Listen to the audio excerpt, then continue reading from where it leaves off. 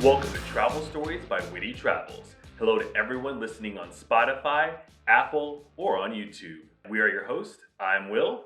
And I'm Katsi. In today's episode, we're going to talk about the first three cities that we visited in Albania: Tirana, Durres, and Shkodra.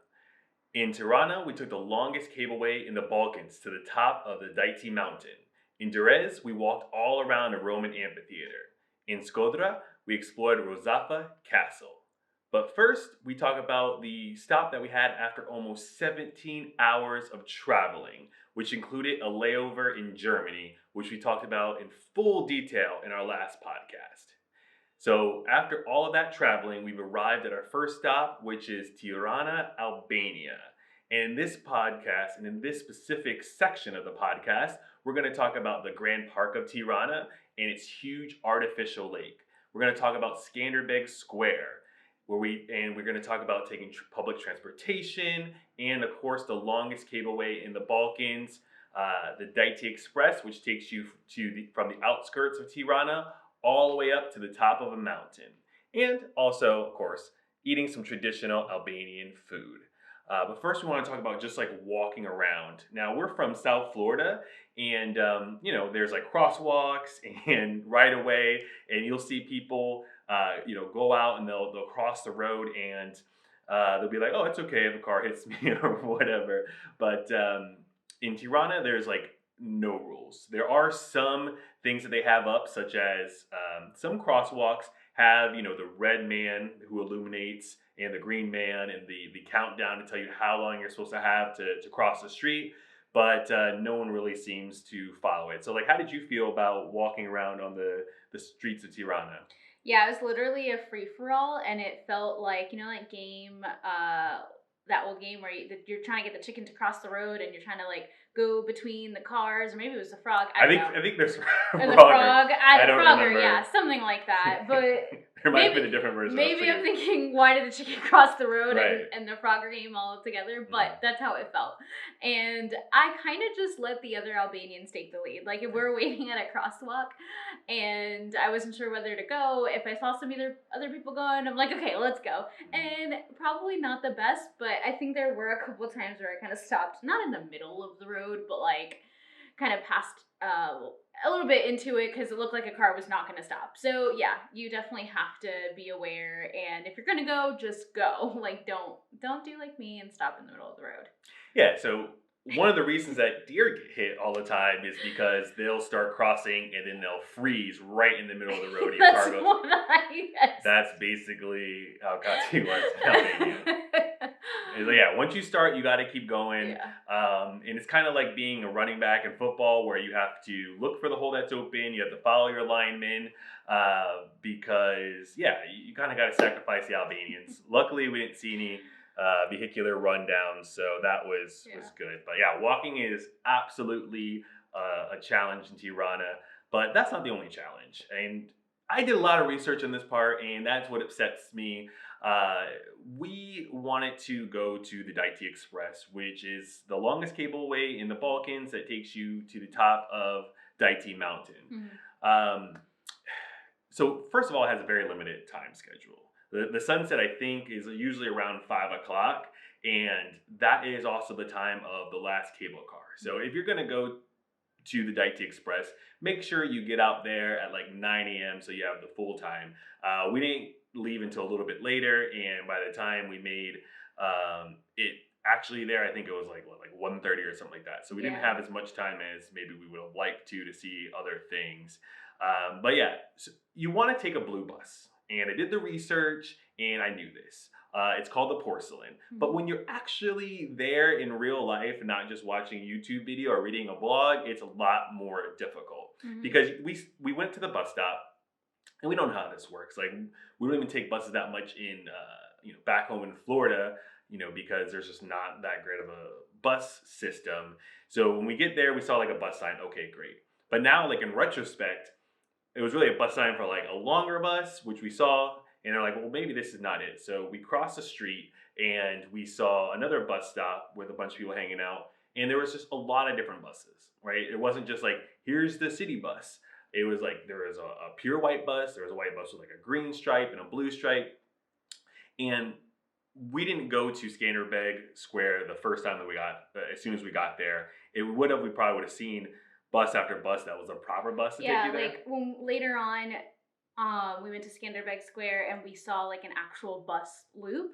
And I think that the stuff that you were reading online said like, oh, go to the bus loop near the watchtower. But we weren't staying near there, and that was like 20 minutes in a different direction. So we just decided, okay, let's go to the main street by where we're staying and just find a bus stop. I mean, it says it off had of that. 17 stops. So I'm like, at Yeah. some point it's gonna come. But we were there for like Right. 20 minutes, and it was already kind of late in the day.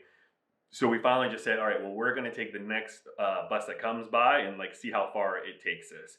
And while we're standing there for like 20 minutes, we didn't see like one pure blue bus, Mm-mm. but we saw the turquoise one. I'm like, all right, I know it's blue, but maybe they meant like turquoise. But later on, we saw it time after time.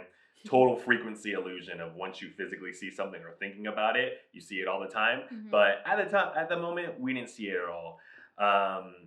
And when you get on and it's like Unaza or Unaxa, which just means like circle around. So I was like, all right, well, we got onto a bus. It was a shade of blue. It had the route that it basically said it was going to have. I didn't see porcelain, but I didn't know it was going to be in LED lights. Complete mess. Even that was like the most lost I've ever been after doing even doing proper research. But yeah, just when you go, just go to the square. Look for it's literally blue. I don't know, sky blue, royal blue. Yeah. It's blue. It's not turquoise. On the front, the LED lights will say porcelain, and you'll be fine. But so we got on a bus. Got on a bus, and yeah, I'm just grateful for Google Maps because we kind of just left the Google Maps open because I mean we took the turquoise bus still not knowing if it was the actual bus. We're like, okay, let's just watch the Google Maps and see where it's taking us. But while we're sitting there standing because this bus was completely packed. This guy is kind of trying to maneuver between us, and we thought he was just trying to get to the front of the bus, and he actually was coming around and collecting the fee for the bus. And so we weren't sure what was happening, and then we saw he had like money and bus tickets in his hand, so we gave him the 80 lek for the both of us, and we knew it was going to be 80 lek, and that was just weird because typically, the buses that we've taken before, you go to a proper bus station, like we did in Mexico, and you pay ahead of time, and that also assures you that you're getting on the right bus, and you get a ticket ahead of time. But this is completely backwards. You get on the bus, and that's when you pay. I'm sure, there's various kinds of transportations that we're going to come across, and we're just experiencing all kinds of them, so.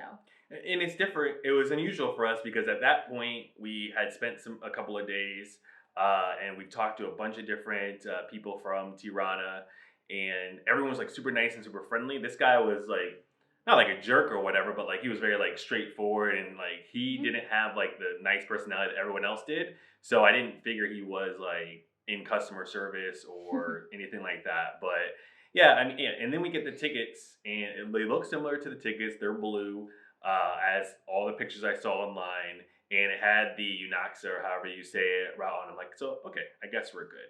But we weren't. But it took us in the right direction. Like Ati said, we have the Google Maps up so we can see if we're going in the right direction. So we get to a literal fork in the road. And at that fork in the road, the bus comes to a complete stop. Yeah, it just stopped, and we see the bus driver get off, and we see the guy that came to collect the tickets get off, and I'm thinking maybe this is just the end of the road, and it's a quick little break. No, they just went out for a little cigarette smoke break. So everybody's just sitting there waiting on the bus, and I think maybe like 5 minutes later, this old guy finally gets up and starts like yelling out at the bus driver, like, come on, let's go. Like, we're not just sitting around here waiting for you to take your smoke break. So finally, they got back on. They didn't come back on as soon as this guy started complaining, but eventually they did. And then the bus turned left, and the Dajti Express was to the right. So we immediately got off the next bus stop, and then kind of made our trek back up towards the Dajti Express. Yeah, a lot of Monday morning quarterback for me on this because, and once again in hindsight, like, so we're stopped here, and there's two options: either it turns left or it turns right. And there's very clearly a right turn lane. So while we were stopped there, I should have been like, all right, well, we have to go this way. It's clearly not going to go from the left turn lane. Well, it could, but probably not. From the left turn lane to the right turn lane to go to the area of Dajti Express. So we wasted more time doing that. I also didn't think that a bus driver was going to stop in the middle of his route and take a smoke break. But nothing, tons of surprises here in Tirana for this experience. Yeah, so he got in, he went left, and we got out, and we kind of backtracked a little bit, just one stop, so it wasn't that big of a deal. But yeah, when you're going, make sure it says porcelain on the LED sign. Make sure it's a definite blue bus because, well, I mean, everything we're watching is like, all right, you get off, okay, cool, and then it's like, oh, it's a 15 to 20 minute walk, but it does. People just magically on YouTube go from I'm on the bus to I'm right outside of this thing, and it's like even if you were to get dropped at the proper place, maybe when we go back we'll have to see if you get dropped off right where there's a bunch of signs like the street signs to go, but maybe. But for us, we had to get dropped off, continue walking up the mountain.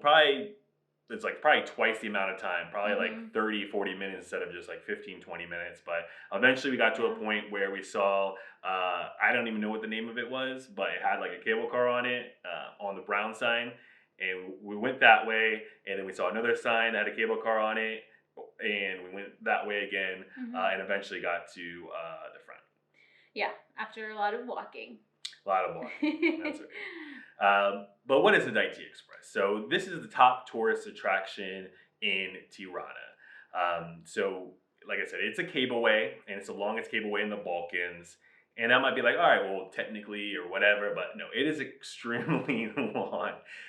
So you take off, and it just like shoots you out into the cableway, and you have to go through all these different sections where there's like the pole. And as you go through it, and if you've ever been on Skyride, you are familiar with this, but usually there's like one in the middle of it. Here, since it's so long and it goes level by level, you go through several of these, and every time like the complete car like shakes and stuff like that, and you're in this car for like 15 minutes. So if you were claustrophobic or if you're afraid of heights, this is not for you. But maybe you can make it work if you say, hey, I don't want to climb a mountain or specifically climb down a mountain, especially at night. You kind of just gotta make do. Maybe close your eyes. Like, how did you feel on this actual car? Yeah, it definitely, every time the cable car kind of shook, it made me a little nervous. It's just, I mean, you're like, how sturdy is this? You just don't know. But clearly a bunch of people go up and down the mountain on this, and I tried not to think about it too much. And then like looking down at the views of the mountain and the city and the people and the houses and the farm animals and the lakes, it was all worth it. That looked absolutely amazing. And I think we just talked and tried to keep me distracted, so I didn't think about it too much. But once we got up there, the view from the mountain was absolutely spectacular. So it was definitely worth that 15-minute kind of trail up in that cable car. Yeah, and the entrance fee was about 800 lek, right? So 1,600 lek a person, which is not a terrible amount of money. I don't know the exact conversion, but 800 lek a person, 16 for the both of us. 16 for the both of us. So like $16 for the both of us, which, from America, most tourist attractions is, someone called it like the Disneyland of Tirana. Disney to get in is like, what, $140 for a day or something crazy like that. So it's not a lot, it's just in comparison. So that kind of threw off our budget a little bit because we had the 1,600 lek for that, and then I think it was like 2,000 lek for the taxi to get into town. So those are like back-to-back items that were a little bit higher. Since then, we've made some adjustments, spent a lot less in some days to kind of even things out. But definitely one of the more expensive attractions, and it is the number one tourist thing. So for Americans, $8 a person for this cableway ride is not that big of a deal. But once you get to the top, besides the gorgeous view, there's also an adventure park. On the adventure park, we read there's like zip lining. We saw that there's horseback riding. There's like a playground, and then there's 2 mini golf courses. And then there's also like a big heart sign, which we have a nice picture of on our Instagram. So you can take a picture in front of that as well. And then there's 2 bigger buildings if you want to stay a while. There's the Belvedere Hotel, which I guess you can spend the night in, and there's also like a conference center there if you want to have a very nice meeting at the top of the mountain. Or there is a restaurant as well. So it's a tourist attraction, so I didn't want to. We didn't want to spend too much additional money, so we just went with the bruschetta. But that was a really nice dish, and we had some water as well. So did you like the food up there? Yeah, we just definitely wanted to be able to sit at that restaurant and just kind of take in the views, especially because it's cold. So we're like, let's kind of get indoors. But the bruschetta was delicious. I think it was about 240 lek, and the water was about 200 lek for the bottle. So that's kind of crazy, right? Water is almost as expensive as that food. But anyways, it was delicious. It was on a nice toasted bread, and it wasn't like bruschetta like Italian. It actually had pieces of cucumber, so it felt very refreshing, and it was absolutely delicious. And yeah, it was great. Yeah, because we wanted to just go up there for like a cup of coffee and to see the view. But they're like, well, you should go out to the bar. If you want to sit at the restaurant, you need to order some food. So that's why we just got the bruschetta and the water. But yeah, try not to drink out too much, and not even just like beers or anything like that. But even like water or anything like that, because like our very first meal, we'll talk more about food later, but we had like a sandwich essentially, or like a wrap, and it was like 240 lek, and we had a little can of Pepsi because it's like imported and all that stuff. It was like 200 lek, right? Yeah. So your drinks could be as much as your food, especially if it's like an American product. So be on the lookout for that. Yeah, that's good call. Good call. Yeah, but a great view. We had to make sure that we made it down to the bottom in time, so we didn't waste. We didn't fool around too much. I think we head back like 4, probably right after 4 to make sure we had plenty of time. And I think it's a 15-20 minute ride, and your 800 lek per person fee will cover your ride up, and then hold on to your ticket because they're going to look for that to go back down again.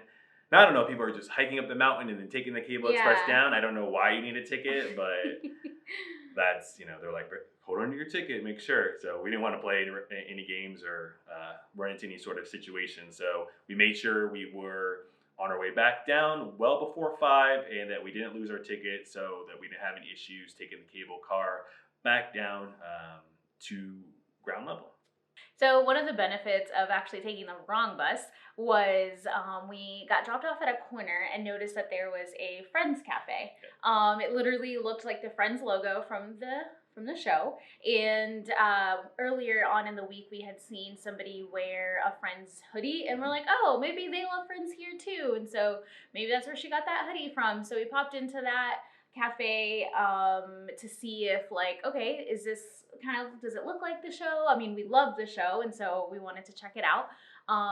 It doesn't really look like the show at all. There's nothing specific about it other than like their signs and their sugar packets said Friends on it with the logo. But it was actually delicious coffee. We had some aroma lattes, which just meant like flavored lattes, and they smelled great and they tasted great. And it was a huge cafe. And I mean, just one of the cool things about Albania is that there are more coffee shops per capita here in Albania. And it's not just a ploy to get you to come to Albania. They don't even have local coffee here. Most of it is Italian coffee, but it's just part of the culture here. They have a coffee shop or a lounge, or sometimes they're combined as both, literally on every corner of the street. And people just kind of come and hang out at these coffee shops. We've popped into a lot of them. There's kind of a chain called Moncherie. So I'm thinking maybe that's the Starbucks of Tirana or something. For sure. But they're packed every day, like any time of the day. And I think people just come and hang out with their friends. They smoke a cigar, or not cigar, but they smoke maybe a cigar, who knows. Smoke a cigarette, and I think that's just how they spend time with one another. We met some friends in Tirana, and they were saying like most of the times they're like, hey, let's go talk about this book over here. Hey, let's go talk about this show over here. That's just what they do. And so yeah, it's either a bar, not a bar, but like a lounge or a coffee shop. Some of it is just a standalone lounge. And some of it is just a standalone coffee shop, but some of them are combined. And so we popped into a few of those throughout the week. We ended up going to another one, a lounge one evening to try the traditional raki drink. Tell them about that, because I think you liked him better than I did. First of all, it's ridiculously strong. So it's a drink from Turkey. So probably around, when the Ottoman Empire took over Albania. For Albania, they went through so much, like, for real. But one of the silver linings is kind of getting some of those cultures from Rome, from Turkey. So the thing from Turkey would be the rakia rakia. In the northern parts of Albania, you can even see them make it, from scratch there. Actually, the Airbnb we're at, they made us some homemade raki too. Yeah. So it's kind of like their thing. Most of the times it's made with grapes, but it also could be made with plums and some other fruits as well. But yeah, it's super strong. It's not one of those things that you can take a shot of. So just think about drinking a cognac or a scotch, where you just sip it and enjoy it, which is really complimentary to the culture of just hanging out with your friends, or we're talking business, whether it's in the morning or the afternoon over a coffee in the cafe, or at night in the lounge. And with the coffees, there's maybe one or two chains.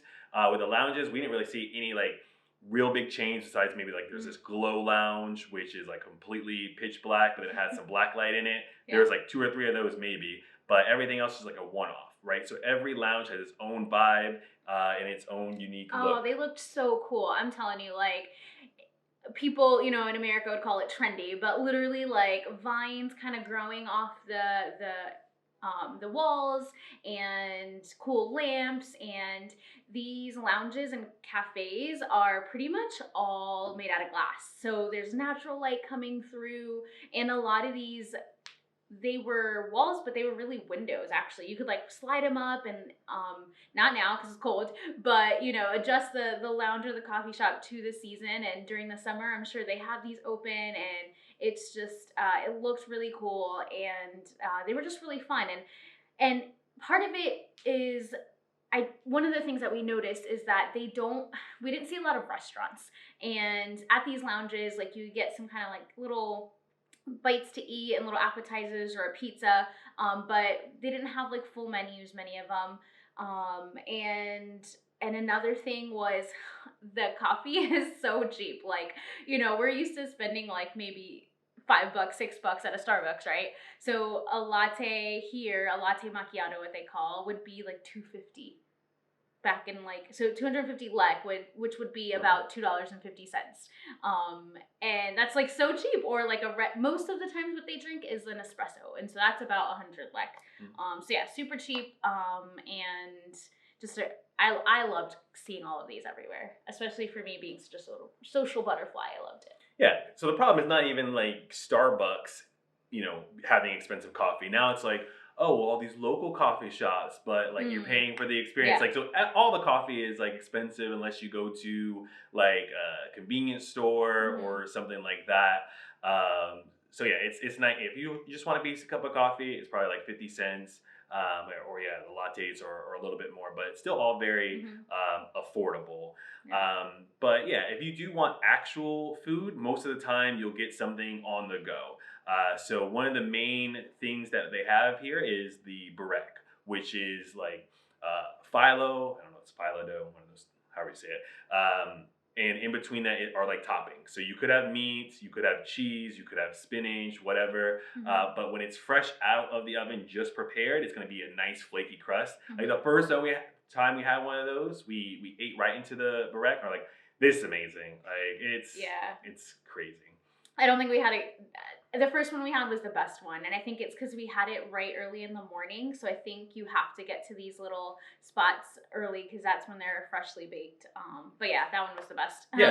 They'll always serve it to you. They'll always serve it to you warm, right? So even if it's been sitting around, they'll pop it to zap it in the oven or whatever, or the microwave. But yeah, if you can get it first thing in the morning, so maybe have your coffee, and then late morning have a burek. That's probably the best time when it's fresh out of the oven, and it's not even doesn't even have to be heated up or anything like that. Some other street foods we didn't really have though, but they have quiches, and they have calzones. I was thinking about Ben Wyatt. You could also get a pizza. Like, so we're talking about the rakia or the raki from Turkey, Mhm. but when Albania was under the rule of not just Rome, but then also under like Mussolini, they had like the Italian influence as well. In addition to, I understand it's on the other side of the Adriatic Sea from Italy, but it's probably more the culture and the Mhm. traditions being forced upon the Albanian people. But I know that pizza is not like traditional Albanian food, quote unquote, but it's flipping delicious. It's so good. It's so good. Like, especially like, we got it like 2 times. The second time, same kind of thing as Marek. Like, heat it up, it's like, all right, it's okay. But like fresh out of the oven, right? So they don't have like big ovens that they really cook in. They just have like, furnaces or like pizza ovens. Mhm.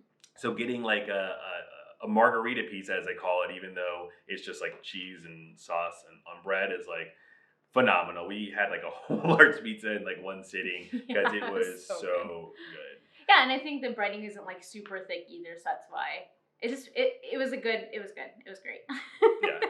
So, but tell the people just really quickly about like how your body's handling like cheese compared to. I think that's really interesting. Okay, yeah. So I back in America, I considered myself lactose intolerant, and I might still be, but the thing that I've noticed being out here, and we tried this back home a little bit. Will did some research and noticed that okay, there are certain cheeses that don't have a lot of lactose that I could eat, and mainly they're imported and they're super fresh, and so come and I tried that back home and that seemed to do well. And then coming out here, I'm like, okay, let's try and do maybe do some of that. But I've always stayed away from like the cooked cheeses because I figured, okay, once it's cooked, maybe that still is not good. But I mean, like we just said, I literally ate half of a pizza and it did not upset my stomach at all. And these baraks have cheese in it. And every time I've had cooked cheese, it does not like I've been able to digest it well. And that's been really cool because it's really good and I'm Yeah. really happy. I haven't sat and had a whole glass of milk just yet. Like that makes me nervous, but I have been able to have some dairy products. Yeah. So you Yeah. don't know if you're lactose intolerant. Maybe it's just like the over processed, Yeah. American farms that will affect your stomach. Also, if you don't like any certain fruits and vegetables, maybe have it overseas as well because Mhm. in America, like everything's quote unquote in season, so you can Yeah. get fruits and vegetables all year long. But overseas, they only have things that are like, actually fresh Yeah. in season. They don't put a whole bunch of chemicals in it so that you can have it all year long. Yeah, I've done some cooking in our Airbnbs. I love to cook, and so I'll have to tell you about an experience later. But we have noticed that the quality of the food is it's great. I mean, it's fresh, and it just definitely takes our food to the next level. So it's been great. Yeah. But a hidden gem, as far as like a restaurant that we did find, was very close to the former residence of Albanian leader Enver Hoxha. So we went and checked that out. It's weird. It's like you're in Miami, kind of like at Scarface's house or something like that, or Al Capone's. It's like this huge like house, and it's like this river out front, and you would think like the a house of like a former like dictator would be like hard access or it'd be like have a Hmm. museum around it, but it's just like a normal house, and like there's a Yeah. gate, you can see through it very easily. The gate's not too high, so that was interesting. But from there, we went about a street or a block over to try to find some food. The restaurant that we found there was Iona, is that how you say Yeah. it? Yeah. And it was a Mediterranean restaurant. So, not like a traditional Albanian restaurant, but hey, you are on the Mediterranean. Mhm. And this place was awesome. So, we went up, yeah, you want to tell them Yeah, about this? I loved this restaurant mainly because of our waiter. I mean, the hospitality here in Albania is absolutely amazing. The people are just so friendly and so welcoming. Like they love having people come visit their country. I mean, it's not one of the, hey, where are you going to go visit? Albania. Like not too many people say that. So they're super excited to have people come and they are just ecstatic. And this waiter here at this restaurant was no different. So I popped in and I was like, hey, what's on your menu? And he's like, oh, well, I don't have any English menu. So he sat there and like spewed out the whole menu in English for us really fast. And at that point, we're like, I guess we should stay here. And we are so glad we did. It's adorable, absolutely cute.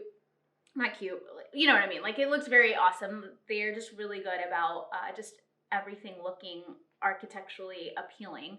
But he was awesome. He sat us down and kind of we ordered some amazing food. We had some ravioli with a blueberry and truffle sauce, and I've none of us have ever heard anything about that, but it was delicious. And we also had an eggplant with some mushrooms, and it had like this nice smoky flavor.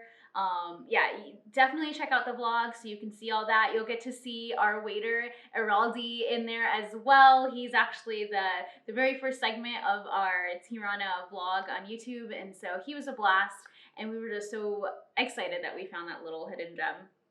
Yeah, I mean the vibe was super awesome. The waiter was great, and we're filming everywhere we go, obviously for the vlog, and like he kept like kind of photobombing us in the background, like smiling and making weird faces. So he had a a great blast. time. And we had a great time with him. So yeah, they were awesome. Yeah, but we did find one traditional Albanian restaurant. Well, we tried to go somewhere else and have traditional Albanian food, but like after a couple of days of exploring around, we realized like they talk about Albanian pancakes. You'll see that in a couple of different other people's vlogs.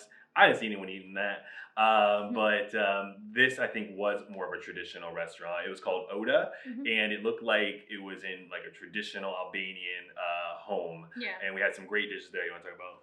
Yeah, I just felt like we were walking into someone's home, and that's like the best feeling, especially when you're trying to get traditional like food.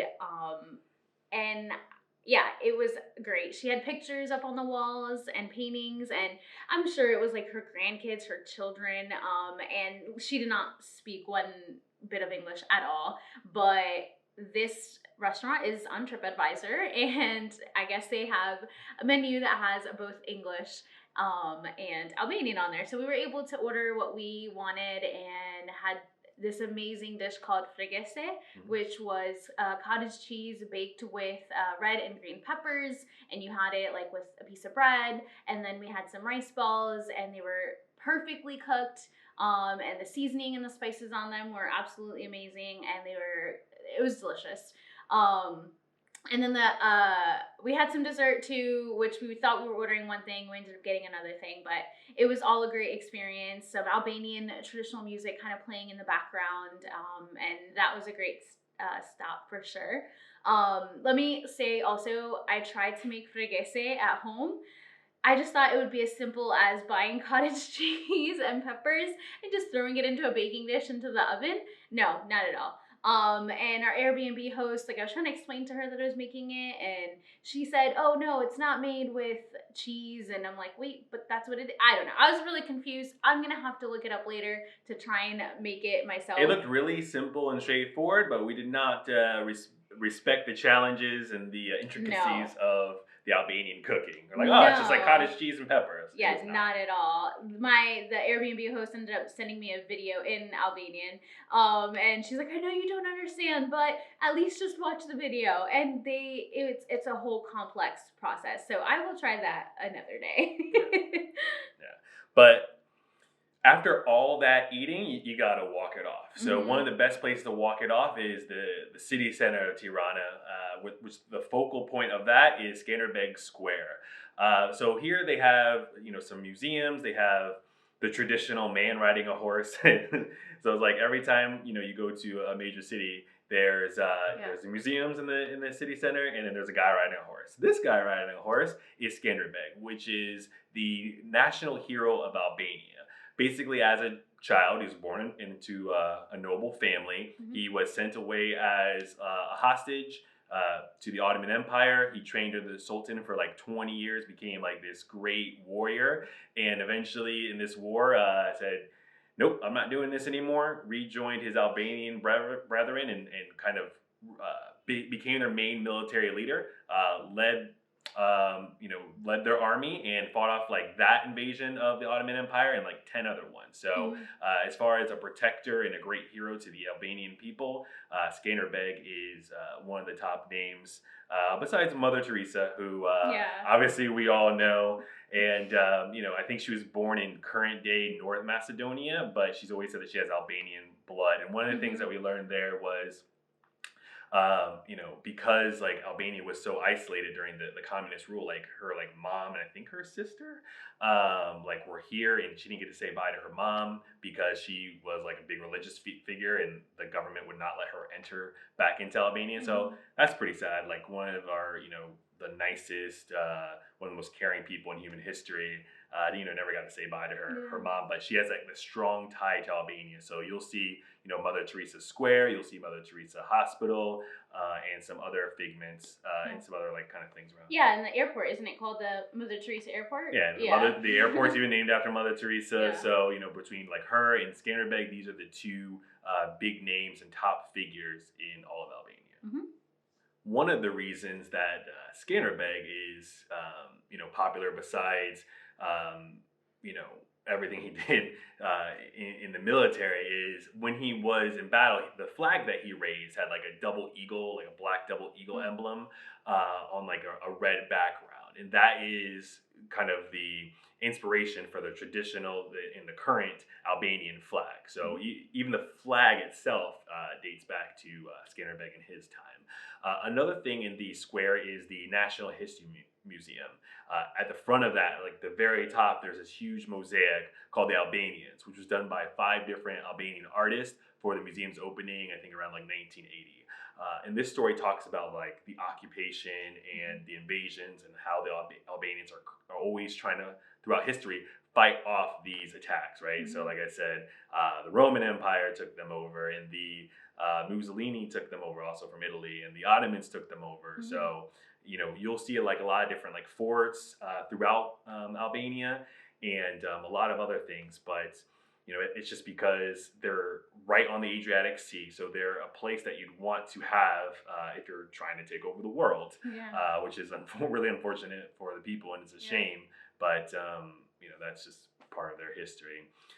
Another part of the history is after all that, after World War II and all that stuff, and they got from under the rule of Italy, is communism, right? So at the time, their leader, Enver Hoxha, who we said we saw his former residence, kind of like the scare tactics. Like, we're not historians, but we're just telling you what we know. So let us know if we're off on anything. But he reigned over Albania for 40 years, and during that time, you couldn't own property, you couldn't have your own religion, and one of his scare tactics was to build bunkers. So they built over 170,000 bunkers throughout Albania, which are these concrete domes, and then you can go below, and you can have where you can.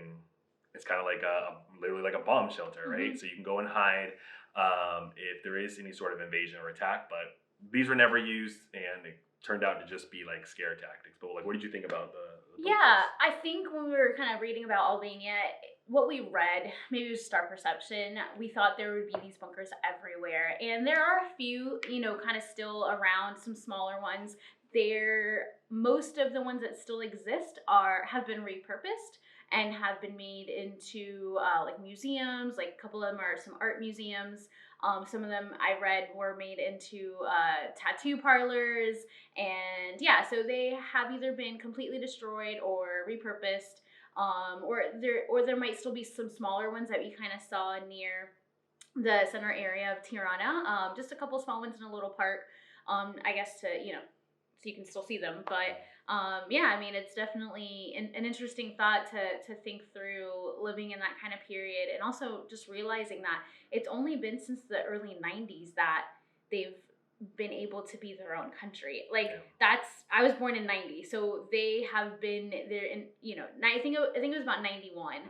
So yeah, around my age, 30 years of just being them. Yeah, so exactly. It was all isolated. Like I said, even like when Mother Teresa's mother passed away, she wasn't allowed back into Albania. And that's one of the most unique things, like the fact that there's all these bunkers. But you hear or see the number 170,000, you're like, oh, they're literally going to be on every corner. Yeah. There's coffee shops on every corner, but not bunkers. And you just, it's really an honor to be able to visit and to see Albania and Tirana and all these great cities when you couldn't go before 1991, and you hear about their history of communism. But like after, the communist reign, they started to kind of repair the city. So there was some works to like expand out some of the highways and the big roads. And one of the mayors decided to do like this beautification to kind of paint the town, if you will, and to add some art and some pop to the building itself. Even if the infrastructure was not all redone, at least there was some more painting. Like, what did you think about like the art? Yeah, there's art in very, very many parts of Tirana, and we've been to a couple other parts already, but I feel like Tirana has the most art that we've seen. Some street art, some graffiti art, some buildings were painted whole, decorated. There's some murals kind of on the sides of buildings. Some of them are on just like little trash cans. It's just kind of popping up in different areas. And there's always kind of like a meaning behind it. Like if you sit and look at the art for a second, you can kind of understand, what the artist is saying. But I wanted to kind of find a little bit more about the art. And back in 2018, about 13 artists from like Italy and other parts of the European countries kind of came to Albania and did their first mural fest. Just kind of, again, trying to beautify Tirana, trying to beautify Albania and make it a little bit more, I guess, warm and creative. And so yes, there's art, and artists can kind of paint on the walls and stuff, but it's still being the government still kind of has a hold on it. You can't just go spray paint, art anywhere you want, but it has attracted a bunch of like urban street artists to come here. And actually the day that we were in Skanderbeg Square, there was a couple of guys with this big canvas sitting right in front of the Tirana sign, which we couldn't get a picture of, but it was cool to see them kind of like painting something right then and there. Kind of little crowd gathered to kind of watch them paint. But yeah, I mean, it's cool to see other countries kind of coming in and just trying to lift up Albania, because yeah, like the people here are awesome, so it's good to see that other countries are caring about it. So Yeah, I mean the art is great, and so are the people, right? Besides the guy taking the tickets on the one bus, but yeah, we've met some amazing people. Almost everyone was very friendly. As you're walking around, it's not going to be like people are bubbly and laughing and stuff like that, like in America. But when you really need something, or when you engage in a conversation with someone, like they're super warm and friendly. And anytime you can, say like Flamanderet, or like any, which is thank you, or good morning, Miriam Jess, or any of these kind of things, like they're really happy that you've learned at least a couple of their Albanian words, even if they do speak English. And we did meet some people who have really, really helped us with our trip. You want to just give us like a high level of Fabi and Alma? Yeah, so Pastor Fabi and Alma are amazing people. They, long story short, through some connections back home, a friend told me that she knew some people out here in Albania. And so once we knew we were heading to Albania, I connected with them on Facebook, and they are just absolutely amazing people.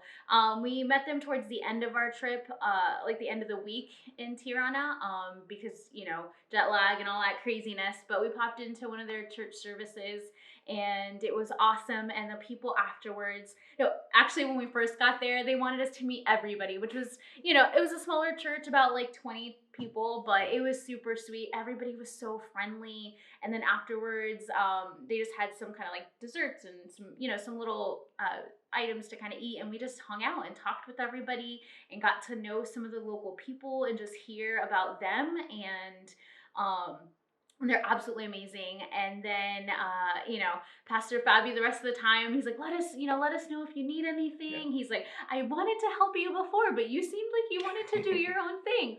But I don't like to ask for help, and that is completely different of the culture here. Like, they want to help you. Like, I will do anything. It's not every man for himself, like it is in America. No. Like, I don't like to ask for help, but I love to give help. And I feel that's what Pastor Fabi said. Most of the people are here, they just want to help you, especially, you've come to my land. Like, I want to show you. And so he ended up just, being a huge help. He took us to a day trip to Durres. He ended up taking us to our next spot, which is Shkodra. Absolutely, like, super amazing, super thankful that we met him. And he's told us a lot of kind of info about the people. And it's just anything else you want to add?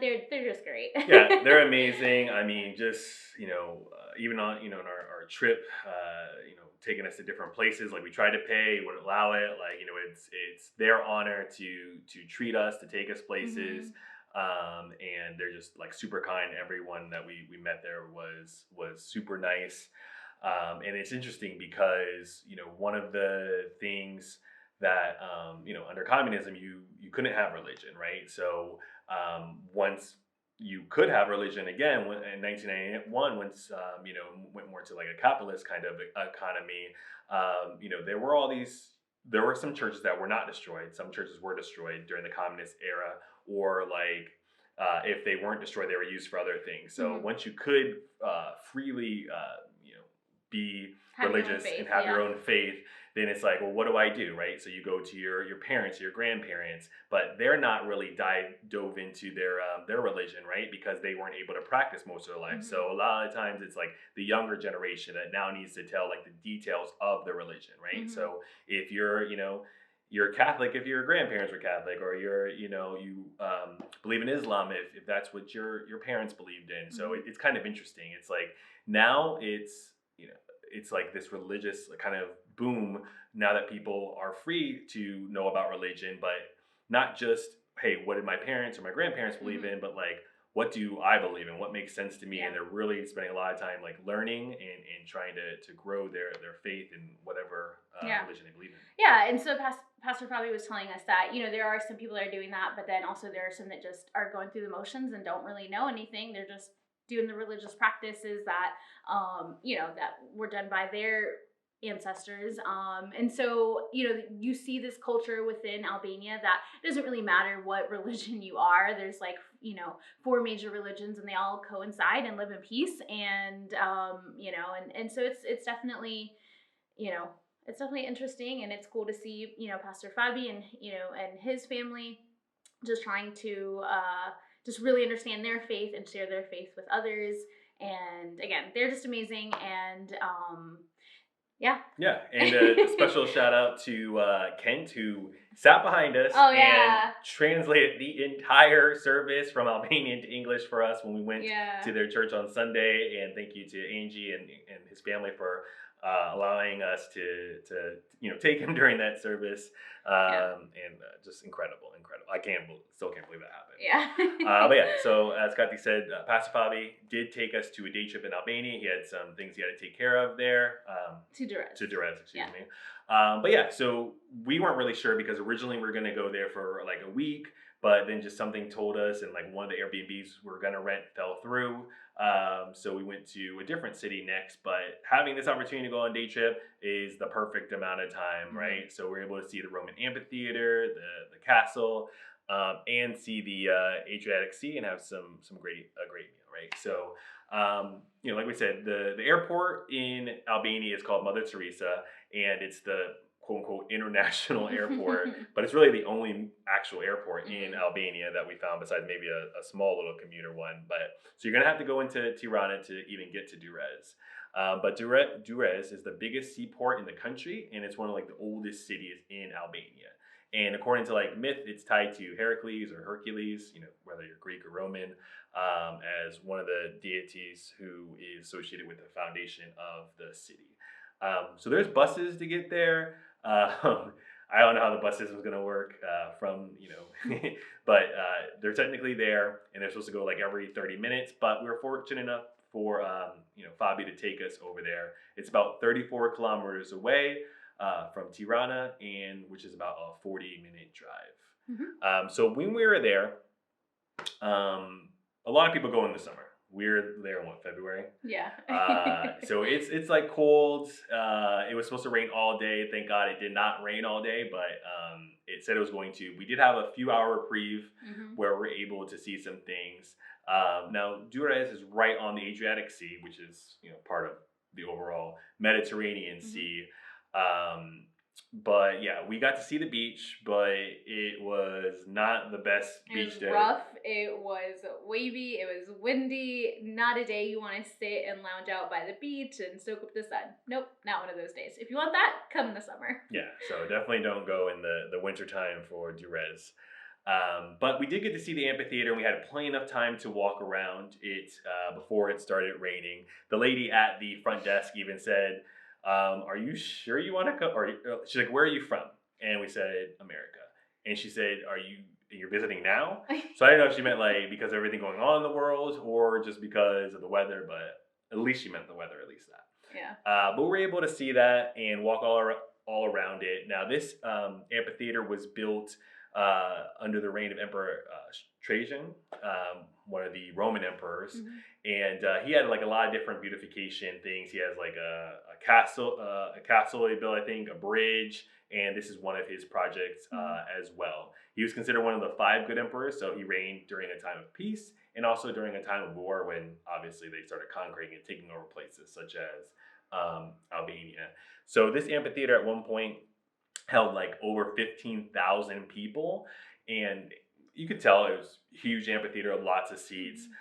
So 1/3 of the site was excavated in the 1960s, with the rest in the 1980s, and it was actually destroyed 2 different times by earthquakes. And if you go there today, you can see all these like houses built around it, which I think are built on top of the actual foundation, which is good for your house, but it's terrible for the actual, ruins and the, preservation of it as a whole, right? Because they're built right on the foundation. So it actually made in 2013, one of the most endangered cultural heritage site list for all of Europe.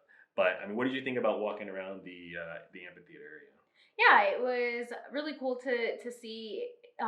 There was definitely, it's an amphitheater, so there's kind of different levels, and most of the area that we kind of spent were the insides, kind of the caverns. There was a chapel with a window and a baptizing well, and there were like all these kind of like, I guess, caverns, you could say, I don't know, like kind of inlets.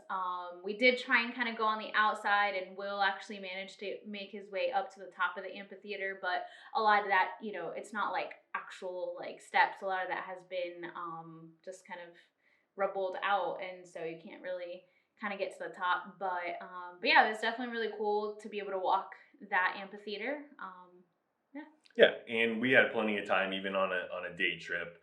So we didn't have to like rush or anything like that. We had time to, if we would have hung out at the beach like in a nicer day, maybe not as much time, but yeah, plenty of time for the amphitheater. Also in Durres, there's a castle, but that's kind of misleading. So there are these medieval walls that go from the amphitheater to what I think is the castle, but it's not like a full castle that you can go and walk around. It's really like a single Venetian tower, which looks awesome, and you can get right up close, so you can literally touch it. Right outside of there, the castle, really the tower, is like a restaurant, but it's not like anything you can actually explore. So it's really like, hey, see it, walk around it a little bit, maybe have lunch right next to it, but that's the extent of the castle. It's really just that one tower and like this long wall that goes between the tower and the amphitheater. Yeah. So it's a pretty quick thing. Yeah, and then after kind of walking around that area, we were walking around looking for a spot to eat, and we found this great halal fish and pizza place, and this restaurant was so good. We popped in and we looked at the menu. We knew we wanted fish because we're right there by the sea, so definitely had to get some fish. And this ended up being the best fish we've had so far in all of Albania. And we looked on the list. We knew we wanted to try a couple different kinds, and when we ordered what we wanted, they're like, "Oh, well, we don't have that fish." We're like, "Oh, okay." So the guy actually had us walk over to the little like spot to look at the fish in the ice, and he said, "Choose your fish, and we will tell you if we can cook it, or if we can fry it, or if we can bake it." So we picked one fish to fry, we picked one fish to bake, and both were absolutely delicious. Yeah. Fish was great. For a starter, they came out and gave us like a pizza, which is, their complimentary bread with, and obviously it had the vinegar and the olive oil on the side. And in the center, it had like a dollop of mayonnaise, which is not for us, but it was cool to have that for free. They brought us up water too, right? Even though we didn't ask for that. The fish was absolutely delicious. We had one baked and one fried, and it's like a plate full of fish. And then when we're all done, Katya's like, "I'm the perfect level of food." Then they came out and brought us like a free dessert as well, which was like chopped up apples with like chocolate drizzle. Just wonderful experience. And, how we really felt a lot of times at Albanian establishments. They're just so friendly and they just make you feel Hospitable. Yeah, so hospitable. And they just like, no, here, try this, try that. And they're just so glad that you're visiting. Yeah. So originally we wanted to have like a full maybe 7 days in Durres, but even just a day trip was a perfect amount of time to walk around the amphitheater, to see the castle, to check out the beach. Definitely go when it's the summertime. You can appreciate the beach and the sea. And we also had our best fish meal in all of Albania here. So as we said, Pastor Fabi and his wife Alma were like so nice and so incredible. Not only did we get a day trip to Durres, we also got escorted like 2 hours basically from Tirana to Shkodra. I don't know how we would have got there without the help. I think you have to take a taxi to the outskirts of the city, and then there's a bus route. I don't know. Thank God we didn't have to figure that out. But yeah, they were nice enough to take us all the way there, and obviously we wanted to provide like gas money or buy one of the coffees that they stopped and bought us along the way in their hometown. But it's just that Albanian hospitality. So yeah, a 2 hour drive up there to drop us off at our next stop, which was Shkodra, and it took them a little bit longer to get back because they ran into some traffic. But I mean, yeah, we got there, and we got there safely, and we didn't have to figure out how to take a bus or even go to a taxi or anything like that. So this city is really, really cool, and dates back to the 4th century BC. It was settled by ancient Illyrian tribes. Illyria, it's even in the Bible. And today it's the 5th most populated city in Albania. Now, many artists and musicians come from here, which is you can get, right? Because as you're going around, there's plenty of like musicians, singers, people who play clarinet and the organ and all that kind of good stuff. And also, it's more spaced out and there's more room for like bicycles and for cars if they want to go on the bike routes. But yeah, this is the city of bikes, and you can definitely tell that because there's plenty of areas that you can bike, and it's a lot more spaced out and spread out as far as the width of the roads and the bike paths than Tirana. So what did you think was your first impression of Shkodra? Yeah, Shkodra is very, similar to Tirana with the people and the coffee shops and the, small businesses. But like you said, definitely more spaced out. I felt like Tirana was kind of like a New York City hustle and bustle, and this doesn't feel as much like that. Yeah. Tirana is definitely more like a laid back New York City. This is more like the suburbs. So from Shkodra, there's a couple of directions you can go. You can go north to Lake Shkodra, or you could go right or east to the Mesi Bridge, or you can go to the left to go around the lake and also go to the castle. So we decided to go to the castle, but actually we're going to go all the way across the lake, but you can do both in the same trip. Now you can rent a car, or you could take a bike, but we knew that we're going to stop in the castle, so we just went on what we knew. And a castle's on a hill, so we didn't want to bring bikes up the hill. Right, and as we got there, we noticed that, that was definitely smart because you were not going... We saw cars go up to the entranceway, but you were not going to be able to take a bike all that way. So as we're going, there's signs there, so you can pretty easily get there. You just have to pay attention to the signs. My biggest thing is when I don't see signs, I got to figure it out from there. Thank God for Google Maps working offline. But yeah, it's at the top of the hill. So once you actually do get over there, it's like the steep climb that you have to make, and eventually you get to the entrance gate. And at the time we went, it was 400 lek per person, so 800 lek total to get in. You go to the ticket booth and you get your tickets. I wasn't sure if you go to a ticket booth and you have to give it to somebody, but it's just you buy the tickets and you just have them with you. I'm not sure if you can go back later on that day or how that works, but they give you actual tickets as well. So once we're inside, what were your first thoughts of actually being inside of Rozafa Castle? Yeah, the view from up there is amazing. And this whole castle area is huge. It's like not just, okay, you have one little castle, but it was like a whole city. Because as we were kind of walking around, there was these signs that told you what different things were. And they had a lot of different buildings within this space. And I know from the top of the hill we could see all of Shkodra. We could see the part of the lake. That lake has rivers kind of leading to it, which are wide, so it made it feel like that was a lake as well. And then you could see the other side. I'm not sure what was on the other side. Do you know? Yeah, I don't know what was on the. Well, there's some people taking pictures up there, and they're panicking a little bit, so we didn't go to see the other side. But yeah, so you can see mostly just the two rivers, the Buna River and the Drin River, and then there were some parts of the wall that was like large openings, so you can get a good view of everything that's going on. And there's also some like smaller openings, which I imagine are to kind of look out for, intruders without like being susceptible to getting like a cannonball or attack somehow. As we said, the history of Albania, not just recently, is just countries and empires trying to take it over. So not only did they have to have a castle and fortified walls, they also had to put their castle on top of an actual hill so they could see people coming from the lake or from one of the rivers. And yeah, it was a full city. There was places where you could live, right? So there's the housing area, and there was places to worship. First church area was originally like a Catholic church. I think it was called St. Stephen's during the Roman conquest. And then during the Ottoman conquest, it became a mosque. So the same building, they just used it for two different things. And there was also one area that was like a Venetian Roman kind of, well, not Roman, but like a Venetian jail, and then one that was like an Islamic kind of jail. So there's everything that you would need there, right? Between houses, I'm sure they had like different places you could eat, worship, jail. There was a couple of different cisterns or wells so that they can collect rainwater and use that for everybody.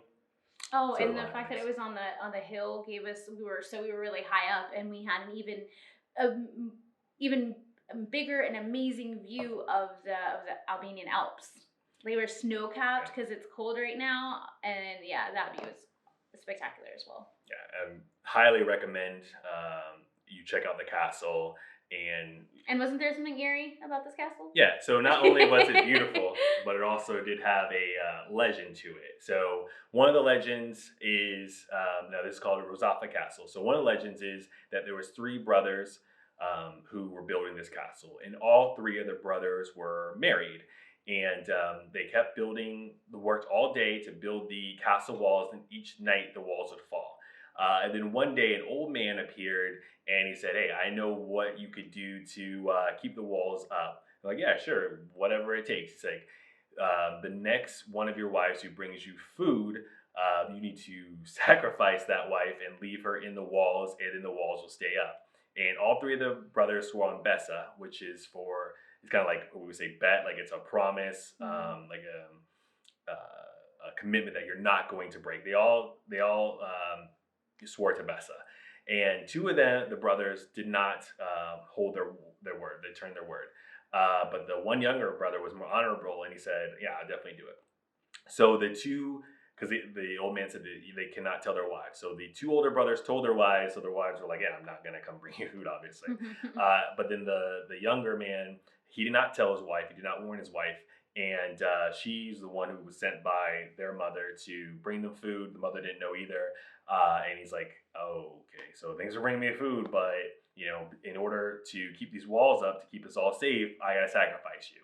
And the legend is she did not protest this too much, and she allowed herself to be sacrificed, put into the wall of the castle. And she's like, "I only have a couple of requests." They did have an infant child. Make sure that part of me is left out to feed the child, part of me is left out to hold the baby if I need to, and part of it is left out to rock the cradle at night. So she was sacrificed, she was put into the wall, and from there the walls never fell. So it's pretty, basically it's a haunted castle. Weird. Yeah, it's a weird thing, but yeah. Oh, and the name of the wife that was sacrificed was Rozafa. So that's hence Rozafa Castle. Right. That's why it's called that instead of just the Shkodra Castle. So that's nice and creepy. But something that's not nice and creepy. But something that's not creepy is Lake Shkodra. So we, after going to the castle, getting off the heebie-jeebies off of us, we continued on felt like another couple of hours. It was a long walk to go to the city of Shiroka. And that is where we can get a bigger view of the lake itself because Mhm. mostly, and as you're walking along, like there's water the whole time. You see the rivers. But yeah, once you get to that city, you see the full view of the lake as well. Mhm. Lakes and rivers are wonderful things. I mean, you can fish in it and can provide like income and Mhm. food, but also they could be dangerous things. So we saw like the river in several different places kind of flooding some Mhm. area. So like tell us about like the overflow of water and like some of the businesses that it was affecting. Yeah, so there were definitely, you had seen there had rained like the day after we got here, and Mm. so I think a couple days straight, and so the water had risen, and yeah, it was flooding into the businesses, and these businesses, that's their livelihood, and so restaurants and businesses were closed because the water was filled up to the brim. There was a couple um like a not a market but like a little shopping area that actually put down some pallets and sandbags to kind of create a little walkway to their to their stores, so the ones that could still kind of open up made a way, but yeah, unfortunately it definitely can affect the businesses that are built kind of right there by the water. Yeah, so I mean that was unfortunate because they don't have like big seawalls up. So you think Hmm. about like Hurricane Katrina and like hurricanes that happen and floods the city, but like this is like not even a hurricane. I don't think it was just like a normal rainstorm, but like the Hmm. water rose so high, yeah, you couldn't even access these places by car. So I don't know how Hmm. these businesses kind of survive year long, but Yeah. so that's a shame. That happens. Another weird thing that you see is like there's all these concrete buildings we hear all throughout Albania, but we specifically just noticed them here in Shiroka.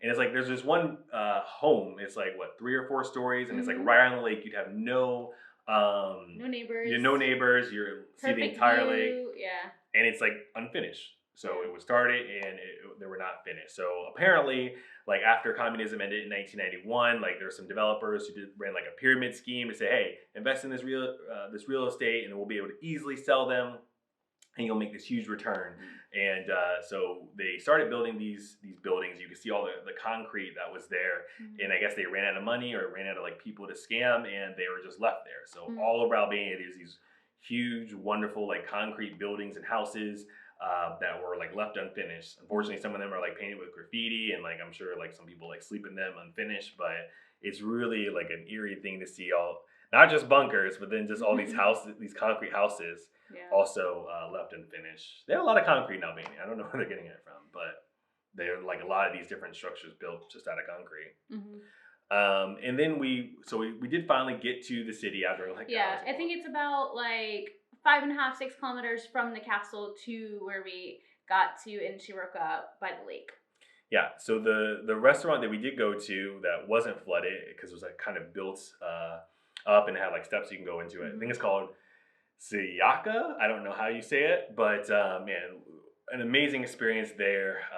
So the castle is actually more expensive than we thought, and not every place takes credit card. They certainly don't take American Express, which is my favorite credit card, but some of them do take Visa. But yeah, they didn't take credit card here. We weren't sure how much it was going to be because the guy came out. He said, "Oh, I'm also the owner." He's like, "What do you want?" I'm like, "Do you have a menu?" He's like, "No, just let us know what you want." So we had no idea what the prices were going to be. Nope. So he's like, we're like, I don't know, like it's just some fish for us to share and like potatoes. So they came out Yeah, and we didn't even order a drink because we didn't know how much we had, like how much things were gonna be. right. I mean, the gentlemen next to us were like having a good time. They Yeah, had fish and like tons of wine. Like, oh, let me pour you some more wine and stuff like that. yeah, But they were having a blast. yeah, we just had like fish and potatoes, which happened to be French fries, which is Mhm. really good. But we didn't have enough money to pay.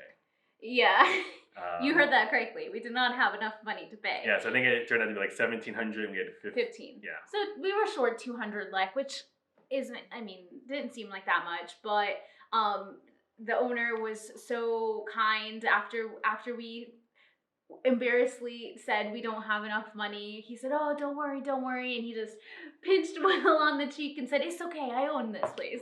Yeah. So he let us, so it was fine. And then we got up to walk out, and before we even like completely left, he's like, come back, come back. Do you want some coffee? I'll give you some coffee." And so he we came back in and he got us some espressos, and I mean, again, the hospitality of the Albanians are incredible. Yeah, so like I said, we didn't order much, but he still came out and gave us water during the meal, came out and gave us like this cornbread appetizer, which we hadn't had yet. It was like a cornbread kind of with some kos, which is like a yogurt kind of poured over it. And that was different that we hadn't had. That was really good. And then on top of that, after we didn't have enough money, came back and gave us some coffee. So definitely a great restaurant, not just because of that, but the food was good too. And You're right on the lake. You see yeah. the lake and the mountains. You get a nice meal, and yeah, the owner takes your order. He brings your food out to you, and speaks pretty good English. So yeah, definitely highly recommend that because yeah, I mean, we brought a lot of shame on ourselves by running out of money, but he couldn't have been more nice or more kind about it. Mhm. The last major thing that we did while we were here in Shkodra was visit the Mesi Bridge. So this is in the city of Mes. It might also be called just the Mesi Bridge, but we're gonna go with Lionel Messi kind of naming convention here. So yeah, this was way too far out to walk. I was okay with walking, but I did not want to walk almost 2 hours. yeah, so it's like an hour and 45-minute walk. So we're in the city of bikes, so we're like, oh, the bike rentals. Actually wasn't a problem. Looked at Google and saw the top rated one, which had like 4.5 stars and about 35 reviews. So we felt pretty comfortable with that. Even on Google, you saw a picture of the guy. So when we got up to the area, which is like a 15-minute walk from where we were staying, I saw what he looked like. He was outside, no problem. Let us rent some bikes and adjusted our seats, and we were on our way. It could have been 100 lek per hour or 500 lek per person for the day. Yeah. So either way, it would have been fine. We made sure we had enough cash for that after being shamed. But yeah, we rented the bikes, and it was just a gorgeous bike ride out there. I think we saved ourselves about 45 minutes, so it was probably about an hour or maybe a little bit more each way. But yeah, you're biking out north, I think east of the city, and you see like the Albanian Alps. And on your bike ride, that was cool. Yeah, there was like horses and some cows and even like some wild goats. So there's all kinds of things on this bike. Not the most comfortable seat. I would recommend you guys try to find a cushion. We're gonna even see if we can get a bike cushion. So even if we go to like Amsterdam or Europe or anything like that, and we do rent a bike, we'll be in so much pain after the ride, especially after a couple hour ride. But highly recommend you go out to this bridge because it is absolutely amazing. We did some research and we saw some like YouTubers.